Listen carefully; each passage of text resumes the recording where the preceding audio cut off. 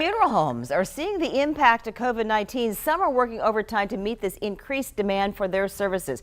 The owner of Jacksonville's largest independently owned funeral home says the age of many of the deceased is surprising to him. He told On Your Side's Ken Amaro that many of them also had something else in common. They were not vaccinated. Ken joins us now with more of this kind of upsetting conversation.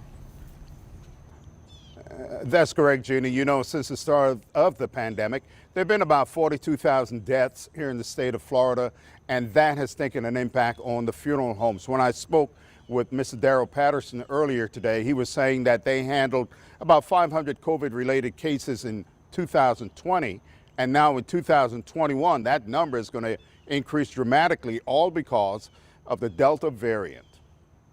Yes, we're here to help. And a lot of times we were able to help them. Daryl Patterson, owner of Patterson Funeral Services, is seeing the impact of COVID-19. Because of the increase of deaths due to Delta, all of us, our caseload has increased. He says his funeral home alone is on track to handle more than 600 cases. We've had to hire more staff. Patterson says in many of the cases he's handled, the deceased was not vaccinated. We're getting 3 to 4 to 5 a day.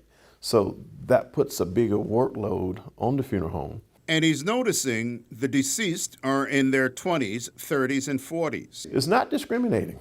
I can tell you, it's not discriminating. Patterson says he's enforcing safety protocols for funerals while he helps the families cope with their grief. We're talking this last 3 months. And it's like, they're just on, and it's like nonstop. So to me, I'm scared.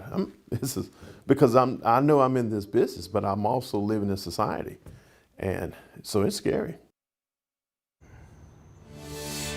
Patterson used to be a Jacksonville firefighter. Saving lives was part of his experience, but even that experience did not prepare him for the impact of COVID-19.